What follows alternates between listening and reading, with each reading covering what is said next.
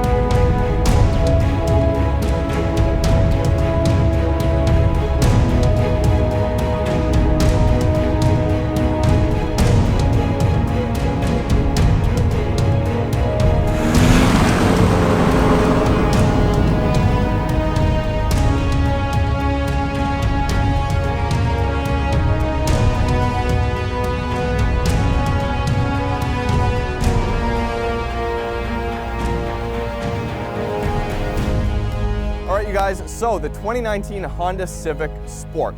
It's one of the lower models in the Civic lineup. It's got a 2-liter naturally aspirated 4-cylinder engine under the hood with VTEC, putting out 158 horsepower. Now, Honda is not really interested with this model in playing the power game against other manufacturers. Obviously, 158 horsepower usually produces a pretty slow vehicle, but what they have done is created a driving experience that is nonetheless very engaging and fun and exciting, and it handles brilliantly. And they've included a few technologies that are on the Sport model that really improve the driving experience overall. So let's get inside and find out how it drives.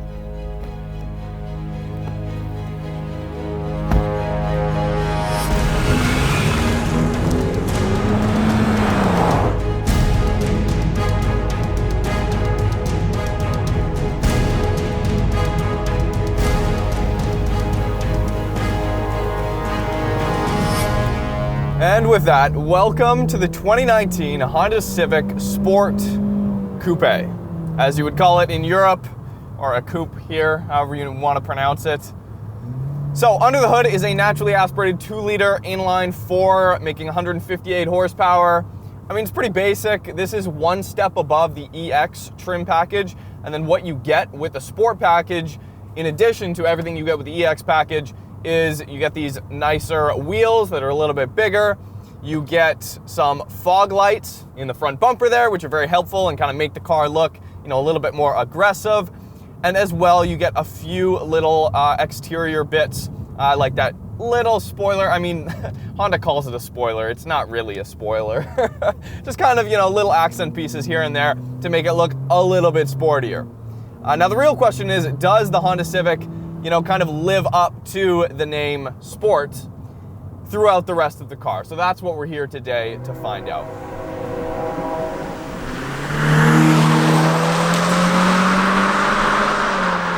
With the Sport package as well, you get the center exit exhaust kind of like add-on back there that looks pretty cool.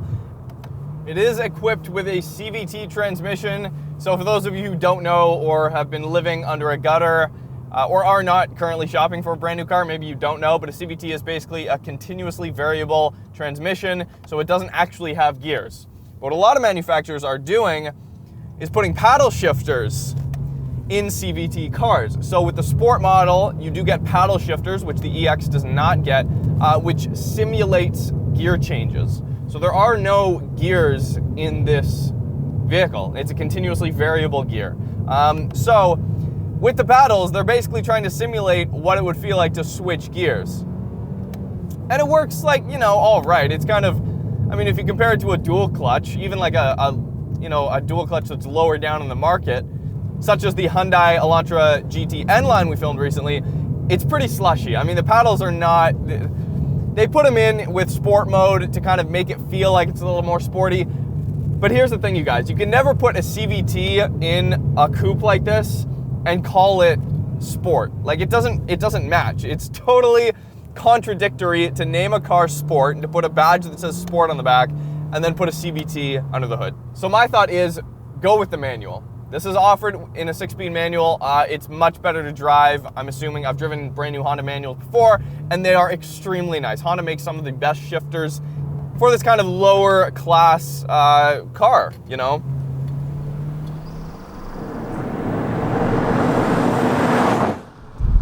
I absolutely love this steering wheel. It feels like a video game. Honda does it right. It's got very aggressive, like, grips where you hold your hand, and yes, people, you're supposed to hold your hands at 9 and 3, not at 10 and 2. That is wrong. Don't do that. At least if you want to become a better driver, more connected with the vehicle. So 158 horsepower. It's not a lot. Let me tell you that. I mean, we're barely beating this train right here, as you can see.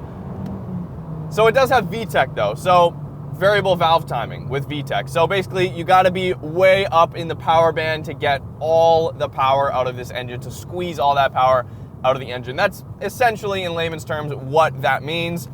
It's not a fast car. It's not like, for me, this car is like a battle between, hey Civic, are you trying to be just like a comfortable economy coupe that looks good and drives really nice? Or with the Sport badge, are you trying to be like a sports coupe? I say, save the Sport name, or just ditch the Sport name, altogether and save all that stuff for the SI and the Type R, because there are already 2 Civic models above this that are like much, much quicker and much better dynamically speaking. Speaking of the way it drives though, the car drives phenomenal. That's no surprise. Honda has been doing this for years and years and years and has, you know, never really missed a beat. A few hiccups here and there, but for the most part, Hondas are bulletproof in how they inspire your confidence on the road, and this is no different. One of the things that helps in doing so is this variable ratio rack and pinion electronic power steering from Honda. It's something first introduced, I believe, either in the Type R or the NSX, I'm not sure, but either way, it's essentially trickle-down technology from both of those cars. And what it does is, you know, obviously it's not hydraulic power steering, it is now electric power steering, so that gives Honda the power to change the ratio of the steering the more you turn into a corner. So at high speeds, the steering is much more forgiving on center right here. So we've got kind of a gentle corner up here. I start dialing it in. It doesn't require a lot of little changes and corrections in the middle of a corner. But then at kind of lower and medium speed corners, when you really get into a corner and you go kind of around here, it tightens up the steering rack. So you actually get a quicker, kind of twitchier, more sporty feel the deeper you dive into a corner, which I think is pretty cool. It definitely can catch you off guard a little bit if you are, you know, jumping from the dealership straight onto a track. But on the street, you know, it really improves the driving experience, and that in combination with how tight and dialed in this chassis feels, for $26,000 Canadian, it's pretty hard to say no.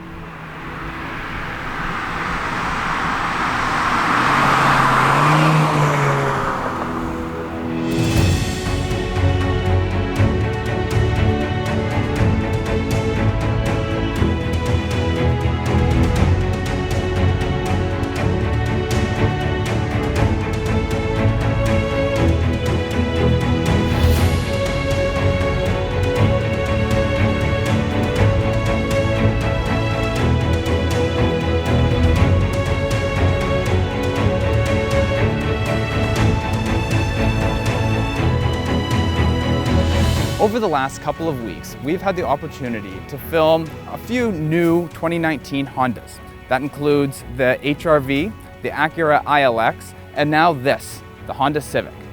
Now, throughout those cars, 2 things seems to stay consistent. Number 1 being, they're well engineered. Whether it be the suspension or the transmission, it's a solid overall platform. The second, however, is the interior. It's a little bit of a letdown. I find it to be quite uninspiring. With other manufacturers, such as Mazda, pulling out all the stops with their newly redesigned interiors, Honda seems to be dropping the ball.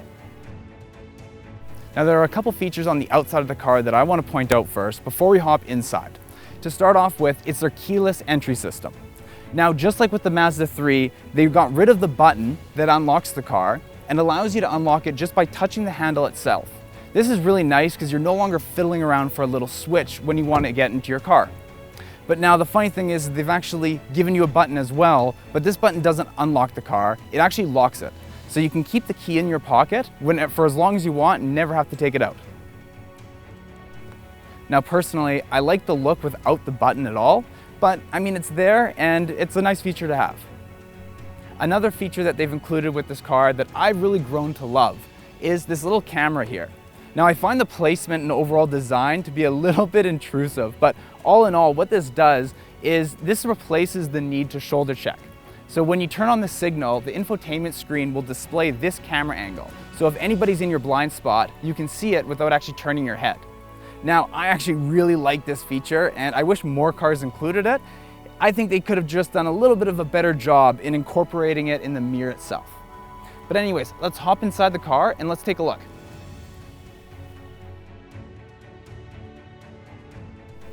So speaking of the blind spot camera, let's start by taking a look at the infotainment screen here. As you can see, it's integrated very nicely into the dash itself. Unfortunately, I find that Honda's been struggling with the software, as the overall look and design of it looks really dated and almost reminds me of an aftermarket head unit versus some real integrated software that they designed themselves. However, the upside is that it is very responsive. And nothing's worse than hopping into a car and having a delay or a lag on the screen. So next, let's take a look at the backup camera. And this is something that I've seen to be a systemic problem with the Hondas we've driven so far. And that is that the quality is absolutely terrible. It's very pixelated, it's very grainy, and I mean, it works. You can see things that are moving behind you, but for it being 2019, you would really hope to see something that's HD. So in the backup camera, they've given you 3 modes. One being the fisheye, one being the straight back, and then the other one being the actual hitch view. Now for the fisheye, having that extra field of view is obviously a benefit while backing up. Unfortunately, I think what they've done is they've recessed the camera itself too far back into the car. So you can actually see part of the bumper on the screen. And when you have an extreme fisheye like that, what ends up happening is you get this tubular effect around the edge, and that kind of wrecks it for me. The funny thing is when you go and operate the blind spot camera, the quality itself on this camera is actually really good. It's much better than the reverse camera. So I'm not exactly sure why they put 2 different qualities of cameras in there, but it's a massive difference between the 2. Now with this car, along with many other 2019 cars, they've equipped it with Apple CarPlay and Android Auto. As well, you can see that you have a climate control button here. And you might be wondering what exactly that is for. As you can see, you can adjust the temperature with these dials here. Well, what they've done is they've allowed you to click this and turn the infotainment screen into the actual controls. So it gives you a little bit more flexibility and a bit more options through the screen itself. But if you just want to use the dials, they both work quite well. Now something that Honda's been doing really well that I personally really like is their center console storage. Now it almost reminds me of a McLaren or something like that, having that little compartment down by your knees. Now what's nice is that you can charge your phone and kind of keep valuables down here out of sight from people walking by. So if you get out to go to the grocery store, you don't have to worry about hiding everything because it's already out of sight. They've also given you a few cord holder sections right here, which is nice because you can plug them into the USB ports down here and just have your cord resting here instead of actually having things running across the actual armrest. So Honda's also equipped this car with this nice leather-wrapped steering wheel. It feels very durable and fits really well in the hand. The buttons are super easy to use and well laid out, and everything's accessible without actually having to move your hands along the wheel like you do with a lot of cars. Now the buttons themselves have a plastic coating which actually prevents scratching and chipping in the future. So as the car ages, you don't have to worry about the actual text or images getting chipped off. Now taking a look at the gauge cluster, I have to say it's an interesting design choice that Honda has gone with. Now it's mainly a digital display with your RPMs displayed up top and your speedometer down below. You have your coolant on one side as well as your gas on the other. Overall, everything is nice and cleanly laid out and it's easy to read, so you're never trying to look for something while you're driving. Now looking at the seats, I have to say that Honda's done a good job with putting a nice proper amount of bolstering around the sides, as well as giving you nice support in the shoulders. So whenever you're in a corner, you're not sliding around at all. Now, the one thing I do have to point out though is the fabric material that they've used does not feel like the highest quality. So I have a feeling that it's not going to hold up over time, just based on previous cars that I've driven, which have used similar materials. Now finally, the last thing I want to point out is the solid doors that they've included in this car. Now this being a coupe, it's going to be a two-door, so the doors are usually a little bit on the larger side. But these things are beefy.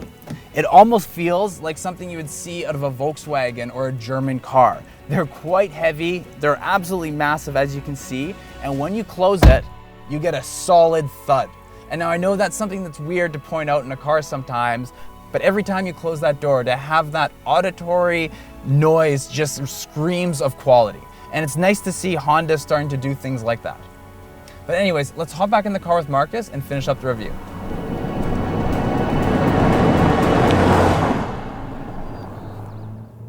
That's full throttle. How are you guys doing? Second gear full throttle, and I can comfortably talk to you guys. Generally speaking, when I'm second gear and I'm full throttle, I'm not able to talk to you guys because it's like a 700 horsepower Supra or something. So that just, goes to show the difference in power, definitely between the Type R and this, or even the SI in this. There is a huge, huge difference.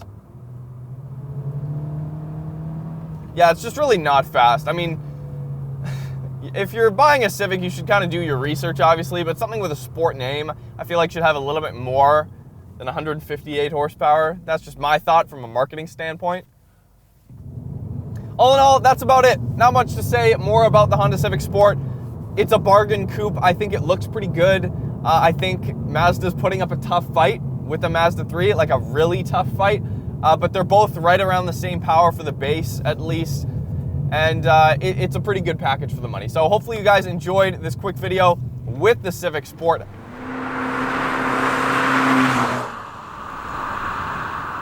It's a great car, dynamically speaking. Even if you're into driving and you don't need the power, you don't want 200 horsepower, it feels great. It's an awesome car to drive.